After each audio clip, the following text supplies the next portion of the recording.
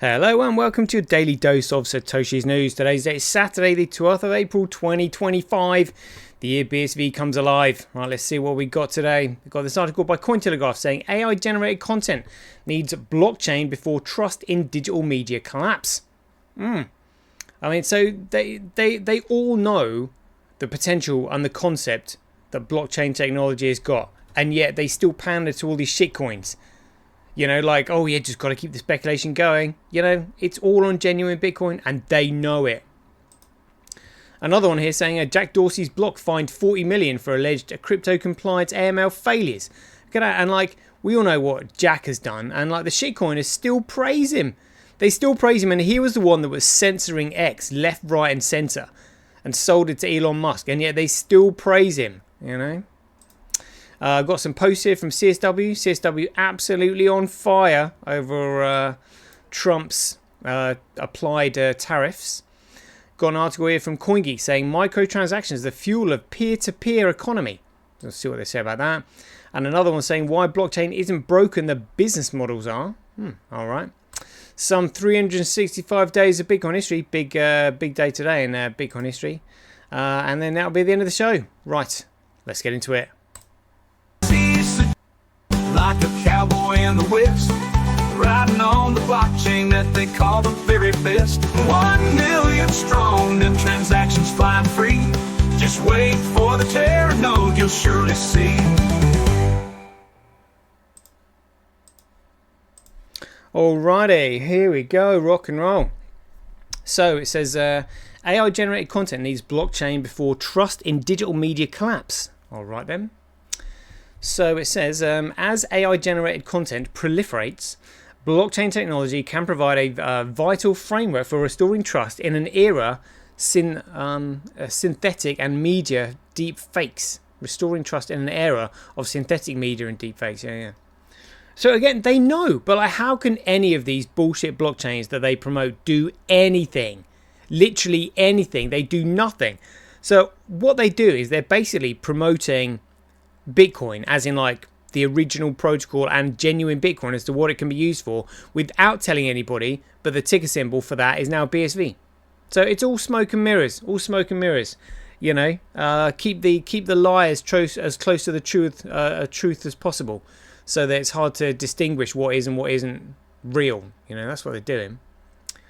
In the fall of 2023, Hollywood writers took a stand against AI's encroachment on their craft. The fear AI would churn out scripts and erode authentic storytelling. Fast forward a year later, and a public service and featured deepfake version of celebrities like Taylor Swift and Tom Hanks surfaced, warning against election disinformation. We are a few months into 2025. Still, AI's intended outcome in democratizing access to the future of entertainment illustrates a rapid evolution of a broader societal reckoning with distorted reality and massive misinformation. Despite this being the AI era, nearly 52% of Americans are more concerned than excited about its growing role in daily life. Add to this the findings of another recent survey that 68% of consumers globally hover between somewhat and very concerned about online privacy, driven by fears of deceptive media. It's no longer about memes or deepfakes. AI-generated media fundamentally alters how digital content is produced, distributed and consumed. AI models can now generate hyper-realistic images, videos and voices, raising urgent concerns about ownership, authenticity and ethical use.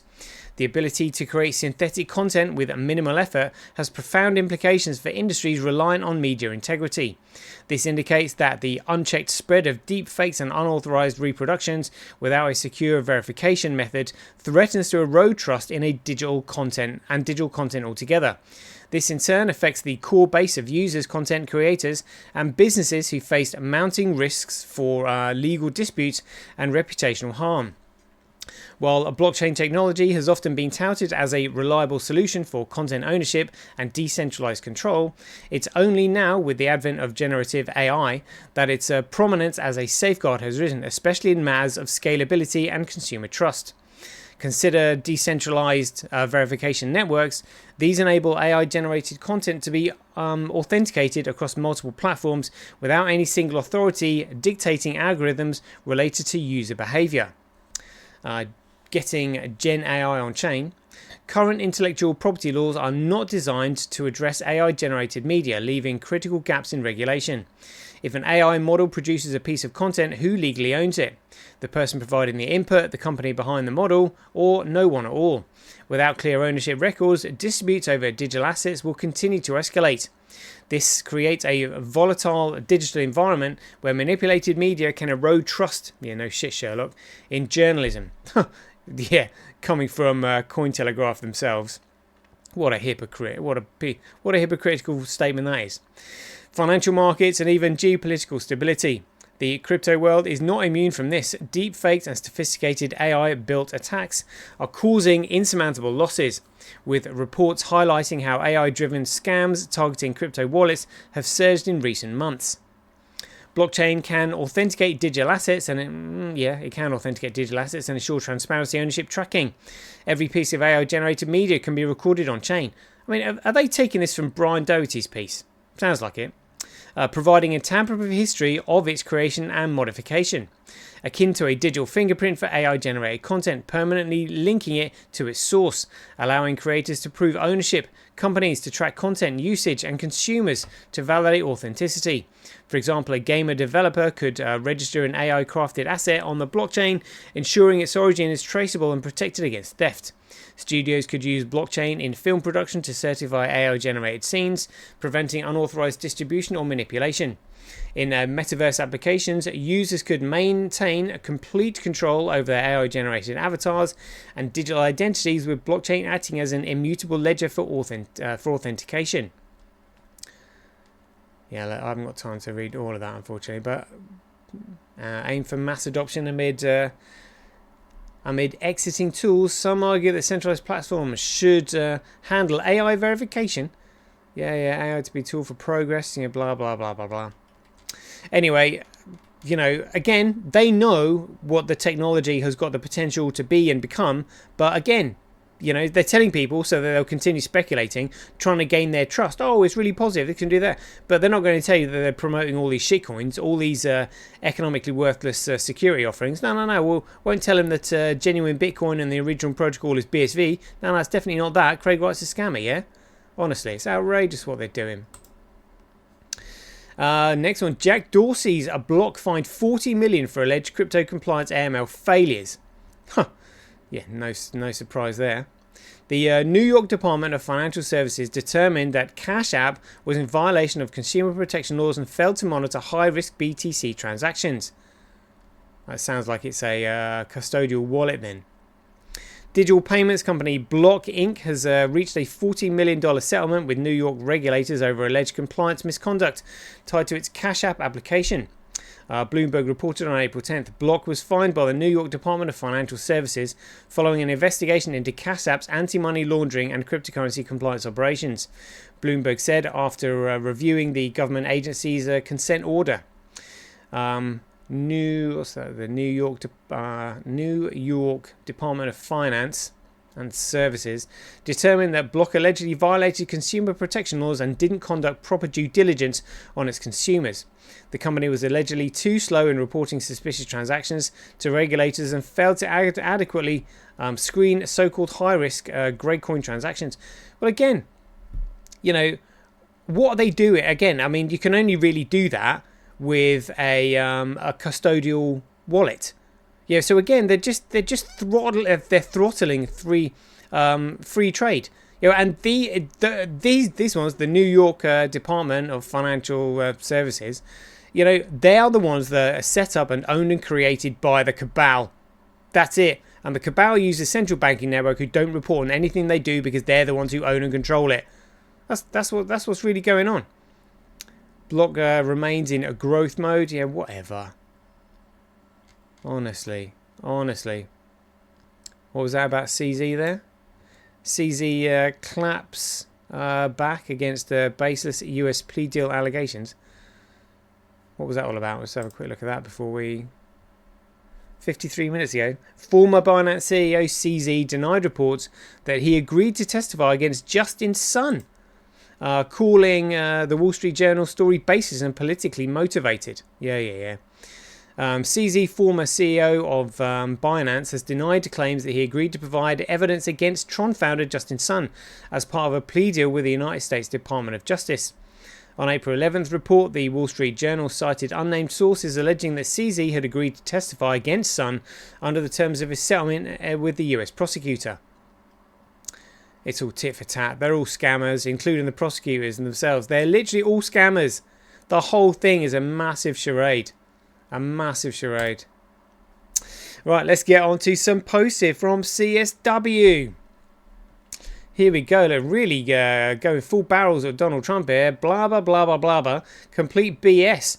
I haven't got a clue what the F I'm doing, but that won't stop me from running my mouth until it sounds good enough for the crowd already sold on the con. Meanwhile, I'll torch the economy, butcher the IRS, create a retirement accounts, and smash the stability that took decades to build.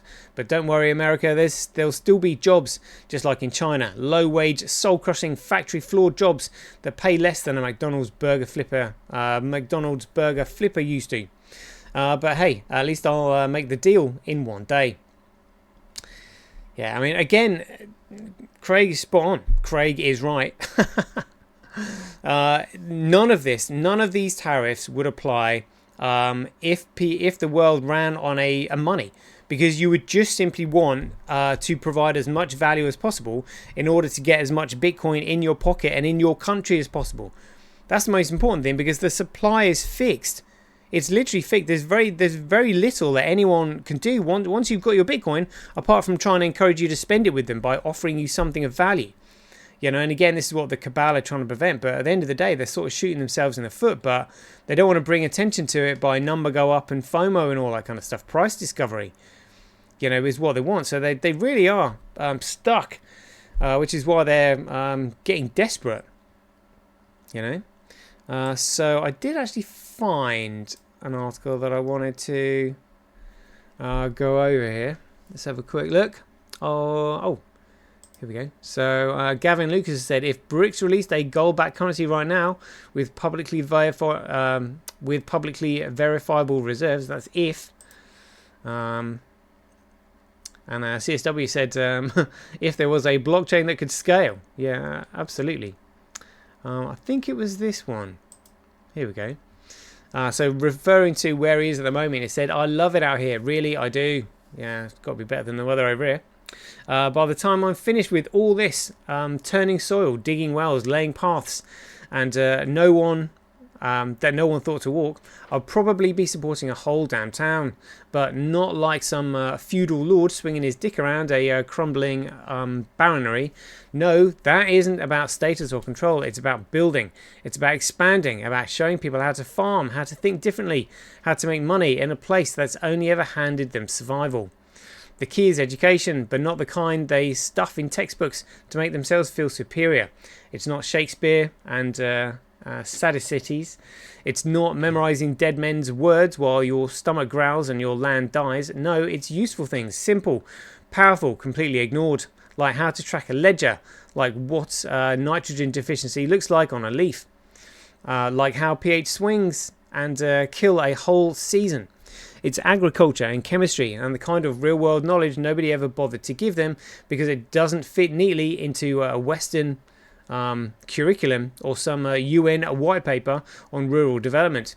You don't drag people out of poverty with Shakespeare. You do it by handing them a shovel, showing them why the land's failing and teaching them how to sell what they grow before it rots in the sun.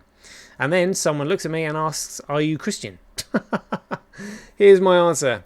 I don't make a cent from any of this. I don't skim, I don't squeeze, I don't care if they take the extra eggs or haul off crates of vegetables I won't eat. Let them sell it, let them use it. As long as I've got what I need, the rest is theirs. My aim, profit neutral, not a loss, not a gain, zero. And if I can pull it off, I can hit zero while lifting everyone around me a little higher. That's the life, that's the effing point. And building something bigger, something you won't see, not yet, because I've learned the hard way that the second I speak it out loud, someone tries to take it. So I'll keep that one close. Let it grow in silence, let it come when it's ready. But when it does, you'll know. I'm assuming that's in reference to Terranode which will just be absolutely phenomenal. We are literally waiting with bated breath for that to happen, but educating and getting more and more people on board while we're doing it. So yeah, fantastic.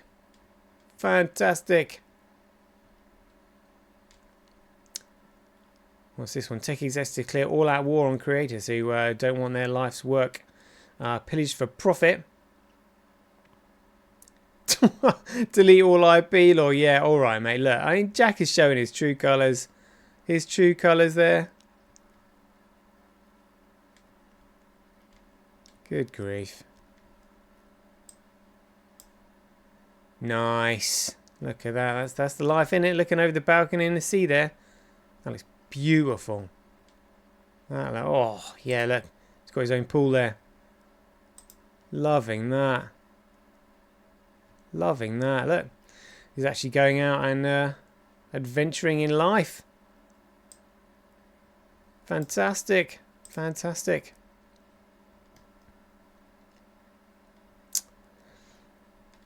Let's see what else there was.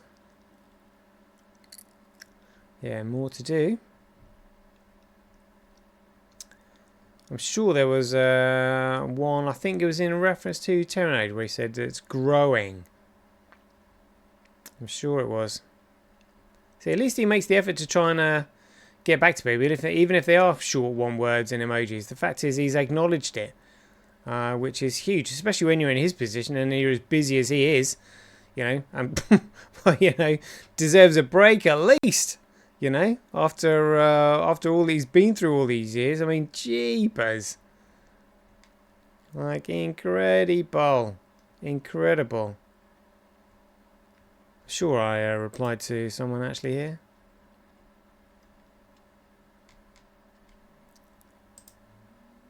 There we go. That's the one.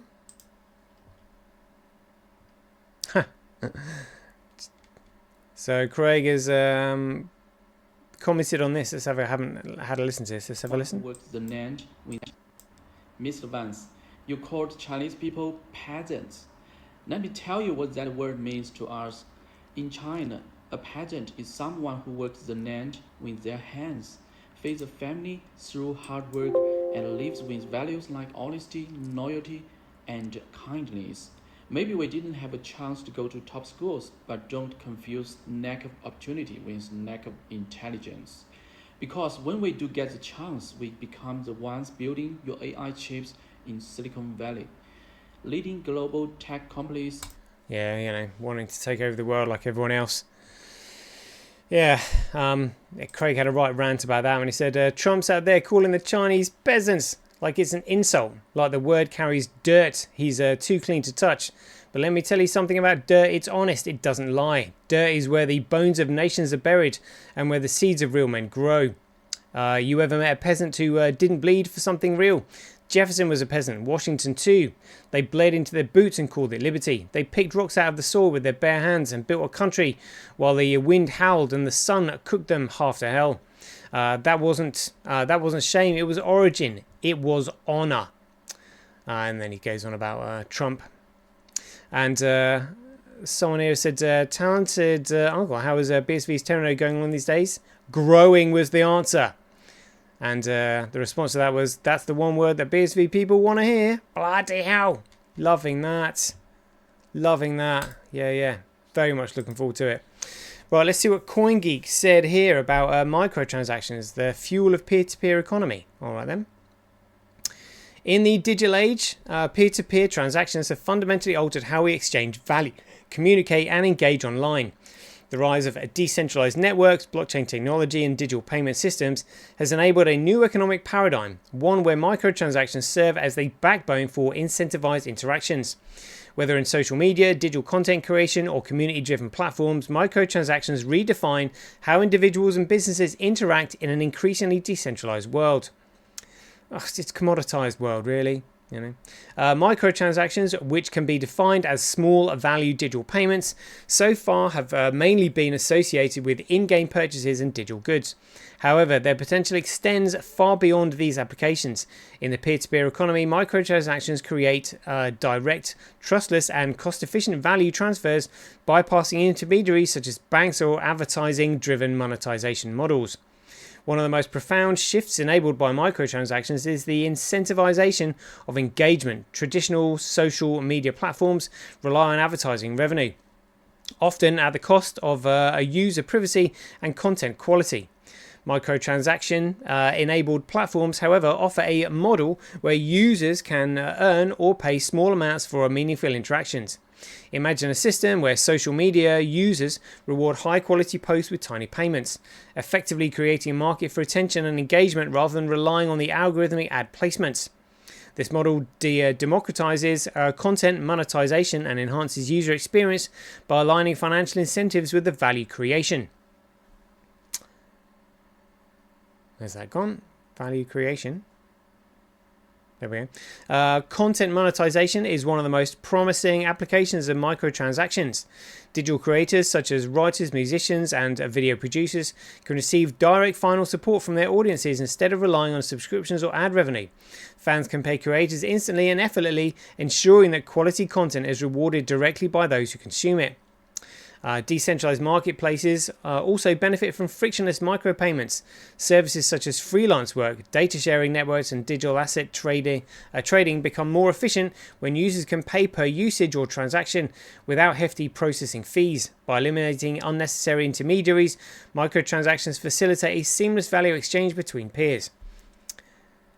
Yeah, I mean, it's actually more than that, because what you want is to just simply send and receive information, but the way you send the information is by uploading it, by sending it on the Bitcoin network.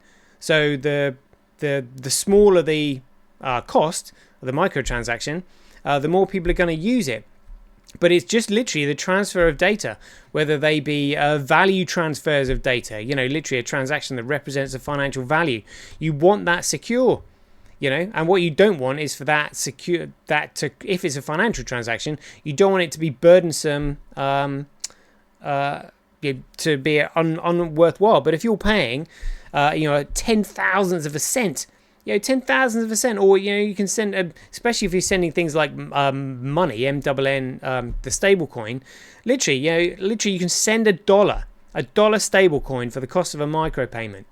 You can probably send like $1 million of the stable coin for micropayments. It's only like the more Bitcoin you send, it slightly goes up a little bit, but fees are absolutely minuscule. And the more people that use it, the more the fees are reduced to encourage more people to use it. And the more people that use it, the more people buy it. And because the supply is fixed, that is what increases the value.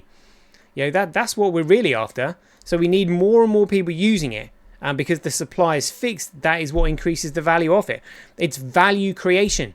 So that's why you need the fees to go down to encourage more people to use it, so it becomes more valuable to more people, and then the value increases. It's reflective. That's what it's really about. But the cabal won't tell you that. 23 minutes gone already. Let's have a look at this article here. Say why blockchain isn't broken, the business models are. The blockchain, Bitcoin's beating heart, is often blamed when crypto projects falter or adoption stalls. Critics point to slow transactions, high fees, or energy use and declare the tech itself flawed. However, the blockchain isn't broken. The business models built on it often are. The technology works as intended. It's the human layer that's misfiring. The blockchain's promise holds steady. At its core, a blockchain is a decentralized ledger, secure, transparent, and immutable. It's not perfect. Base layer transactions on the BTC blockchain can be sluggish, about 7 per second. Yep. And fees spike during congestion. Again, it should be the other way around. Get more people on the network, reduce the prices. So during congestion, pricing out most people in the digital economy. Yet solutions like the Lightning Network allegedly prove BTC can scale when paired with smart engineering. The bolted on the side network tech allegedly delivers on its promise for trustless, censorship-resistant value transfer. So why the griping? It's all bullshit, isn't it? The second layer solutions. You're not even using the whole point of using the protocol is to make sure the data is immutable. The Lightning Network is just utter crap. Conclusion. Do we miss the conclusion in this other one? Conclusion: the blockchain isn't broken. It's a rock solid foundation that is that's a rock solid foundation. What's crumbling are the flimsy business models that misunderstand or misuse it. Bitcoin proves the tech works when the vision aligns. The sooner entrepreneurs ditch the get-rich-quick schemes, well, they're not really entrepreneurs, and build for reality, the sooner blockchain's potential shines through. Blame the architects, not the blueprint. As I say, watch with blockchain, the utility is becoming more and more important. Yeah, so it's just a network that anyone and everybody could use. It's a common network, and the way you access it is with Bitcoin. You buy Bitcoin to use the network for all of your digital needs and requirements so that you retain sovereignty over your data and it can't be cracked, hacked, altered, changed or deleted. And that's certainly why all the financial institutions will be using it. For the first time, we have a digital network where data can't be deleted or compromised. That is the whole point. All right, let's get on to the 12th of April. Check it out. So on the 12th of April 2009. Satoshi wrote this to Mike Hearn, and I've got the full email here. So let's read this. Here we go. Look, April 12th, 2009. From Satoshi to Mike Hearn, he said, "Hi Mike, I'm glad to answer any questions you have. If I get time, I ought to write a frequently asked questions to support the paper. There is only one global chain. One global chain. That is another one. Classic Satoshi quote there. And then this bit, the existing Visa credit card network processes about 15 million internet purchases per day worldwide. Bitcoin can already scale much larger than that with existing hardware for a fraction of the cost. It never really hits a scale ceiling. If you're interested, I can go over the ways it would cope with extreme size. By Moore's law, we can expect hardware speed to be 10 times faster in 5 years and 100 times faster in 10 years. Even if Bitcoin grows at crazy adoption rates, I think computer speeds will stay ahead of the number of transactions. I don't anticipate the fees will be needed anytime soon. This is back in 2009. But if it becomes too burdensome to run a node, it is possible to run a node that only processes transactions that include a transaction fee. The owner of the node would decide the minimum fee they'll accept. Right now, such a node would get nothing because nobody includes a fee. But if enough nodes did that, then the user would get faster acceptance if they included a fee, or slower if they don't. The fee market would sell on the should be minimal. If a node requires a higher fee, that node would be passing all the transactions with lower fees. It could do more volume and probably make more money by processing as many paying transactions as it can. The transaction is not controlled by some human in charge of the system, though, just individuals reacting on their own to market forces. Eventually, most nodes may be run by specialists with multiple GPU cards. For now, it's nice that someone with a PC can play without worrying about what video card they have. And hopefully it'll stay that way for a while. More computers are shipping with a fairly decent GPUs these days, so maybe later we'll transition to that. A key aspect of Bitcoin is that the security of the network grows as the size of the network and the amount of value that needs to be protected grows. The downside is that it's vulnerable at the beginning when it's small, although the value that could be stolen could always be smaller than the amount of effort required to steal it. If someone has other motives to prove a point, they'll just be proving a point I already conceded. My choice for the number of coins, oh here we go, this is it, my choice for the number of coins and distribution schedule was an educated guess. It was a difficult choice because once the network is going, it's locked in and we're stuck with it. I wanted to pick something that would make prices similar to existing currencies. Without knowing the future, that's very hard. I ended up picking something in the middle. If Bitcoin remains a small niche, it'll be worth less per unit than existing currencies. If you imagine it being used for some fraction of the world commerce, then there's only going to be 21 million coins for the whole world, so it would be worth much more per unit. Values are 64-bit integers with 8 decimal places, so one coin is represented internally as 100000000. There's plenty of granularity if typical prices become small. For example, if let's say a tenth of a cent is worth if a tenth of a Bitcoin is worth €1, then it might be easier to change where the decimal point is displayed. So if you had 1 Bitcoin, it's now displayed as 1,000, and 1.001 is displayed as 1. Interesting, yeah, I get that. So you're saying like 1 Bitcoin equals €1, or 1 displayed as €1 and all that. But I mean, now we're at $83,000 on Gregcoin.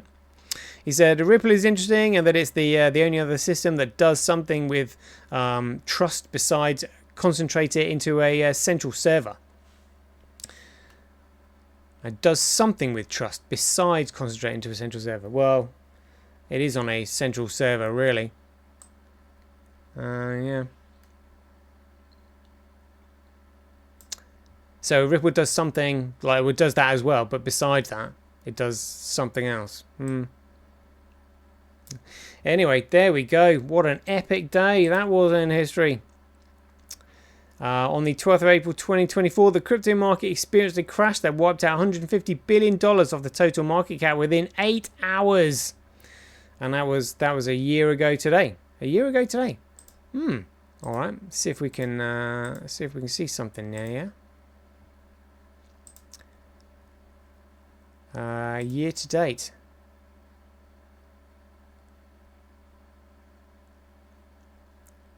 Was that the entire market?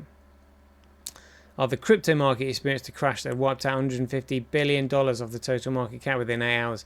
It's not really a lot now, though. Well, $150 billion, that's about sometimes the 24-hour trade volume.